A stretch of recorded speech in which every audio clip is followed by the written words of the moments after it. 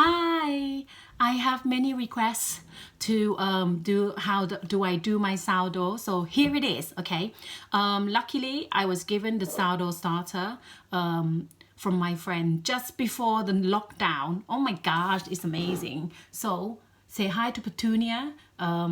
Really ideally store in a glass container, so every time I feed it, I've got a tip from one of my YouTube that I follow. He's really cool and learn a lot about science about sourdough, but you don't need to know that. Okay, so it smells like vinegar, or sometimes it could smell a bit like acetone. But don't worry, basically it's just wild yeast that is in the air. And this is how in the olden days we make, we made sourdough. Okay, so in this recipe it's a foolproof, and we only have 4 ingredients. Okay, so 100 grams of fully active sourdough starter or our wild yeast, so it's nice and bubbly away. Okay, so 100 grams. Okay, let me turn on my weighing thing. So 100 gram, and you know what, it's no it doesn't have to be 100% exactly. Okay, I did 104. Okay, so that tonight I'm gonna feed it again. Okay, but I can send you a link of how to feed your sourdough.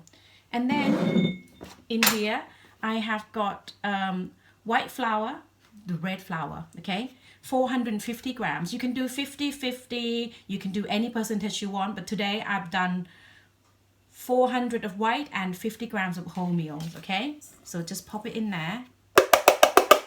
Okay, and in here it's 310 grams of water plus 8 grams of salt. So I just mix them all up. In the olden days, I put salt in and then mix it all up. But I think this will be evenly distributed and it's all melted away, okay? So what I'm doing is I usually leave a little bit of water just to see the feel of it. The dough should be wet-ish, okay? Right, so I'm just leaving a bit of water like that.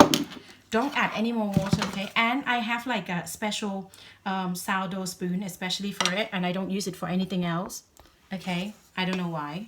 And all you do is just stir it all up.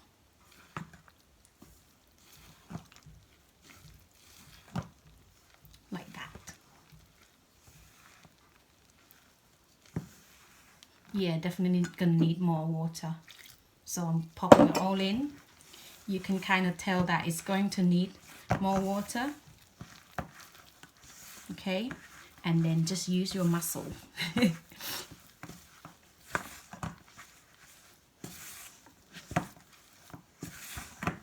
Okay, just keep going until it forms kind of a wet dough. Okay, this is going to be beautiful. Oh my god, I'm sweating. Okay, and that's it. Okay, you just leave it like that with the damp tea towel like that. Okay, on the kitchen counter, and then another half hour you come back and then you fold. I'm gonna show you how to fold, but another half hour the dough will be started to look like bread dough because the gluten started to be activated. Okay, but at the moment it's not. But I'm gonna show you right now how to fold it. You just lift like so and fold, and then turn, lift and fold, lift and fold like that. Okay, but later on you can lift a bit higher, okay, because you can bring your dough in a bit higher, and then cover it again with your damp towel. Okay, and do that about 3 or 4 times, and then once you've done that, you cover that with a damp towel overnight. Okay, just like that. And in the morning, I'm going to show you later on, probably tomorrow morning, how I put the sourdough together and bake them. Okay, so this is part 1, and let our baby rest. So in 15 minutes or half an hour, I don't really time mine. Some people really good with their timing, but I'm not. I just walk about, and then if I walk past the kitchen, make a cup of tea again, I would just come back and do my stirring. And then you can do a window pane test by pulling the bread, and if they're like translucent and still stretchy and it's not making any hole, that's when it's ready to rest. Okay, so I'll do the part 2 video at some point, and I'll show you that. Okay, love you, bye. Okay, so this is next morning. I took the tea towels out of my, off my dough, and look, it is grown. So what I've done is, in this another bowl, I put the tea towels inside like so, the towels that I use, so it's still damp. And then I lined it with lots and plenty of flour in here, so that it will stop from sticking, okay? And then I'm just gonna ease the flour, our dough in there, okay? So very gentle, do not, look how gloopy this is awesome. I can see that the cell structure is working really well. I'm gonna use a new spatula. Okay, I just gently ease it in, and whatever goes down in here will be the front or the top of the dough.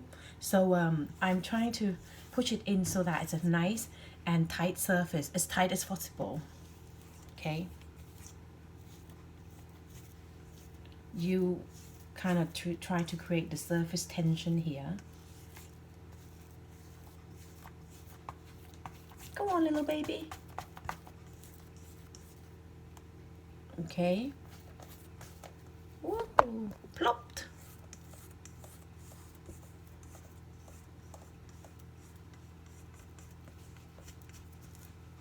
Like that.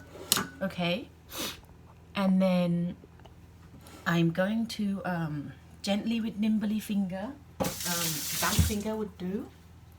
And what I'm going to do is I'm just kind of like pull it gently towards the center. Sorry about sniffly, I have really bad hay fever. Been having itchy eyes all night. Okay, like that.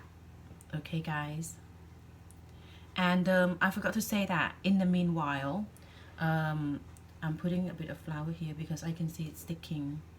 Ideally you have to be quite generous with flour on the other side of your dough. Okay,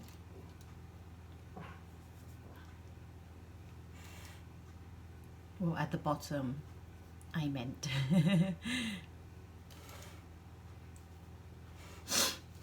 Okay. We'll just leave that there 1 second.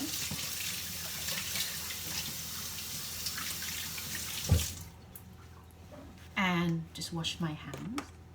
Okay, set aside. And now that the oven is preheated, okay, I'm gonna get the pan out because you have to preheat the pan as well if you can. Okay, let me line the worktop so that it's not too hot.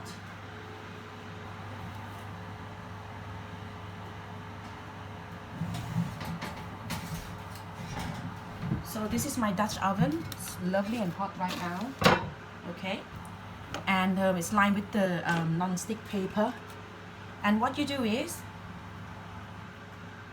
quick plop like that. Whoops, it shouldn't be stuck like that, but never mind, it will work.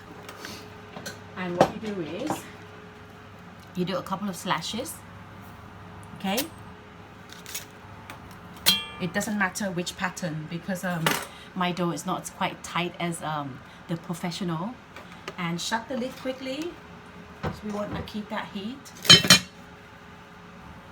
And go in the hottest oven, 250 degrees. Okay, for 30 minutes. And then I'm gonna see if I can I can't. Okay, so in the oven, and at the bottom of the oven, I have a tray there. And after 30 minutes, let me set 30 minutes quickly.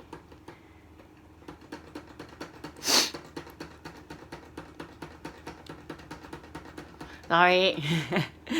After 30 minutes, we bake at 200 degrees Celsius for 15 minutes with the lid off, and I would pour a tiny bit, well, a small amount of water at the bottom of my pan in the oven to create steam. Steam is what makes the crust. Okay, so we'll come out and see what my finished product look like. I'll do the progress as well in half an hour. See ya. Okay, half an hour's up. Careful. Fume hot. Okay, so let's see. Use the proper oven mitts. Okay. Okay, that's good. That's really, really good.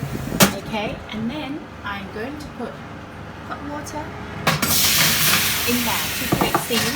Okay, and shut the door quickly.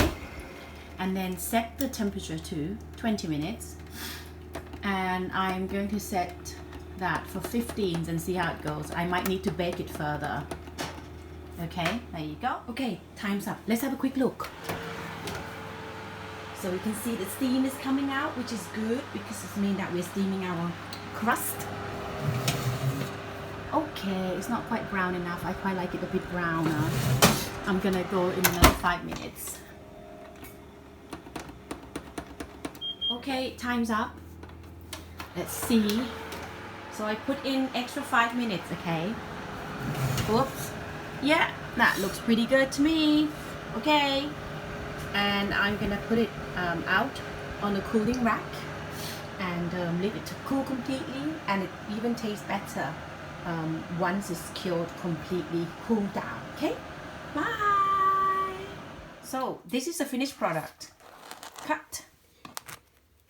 Okay, could probably do better, but it's a no fuss type of dough, and it's lovely and soft and gooey and cooked throughout. Okay, bye.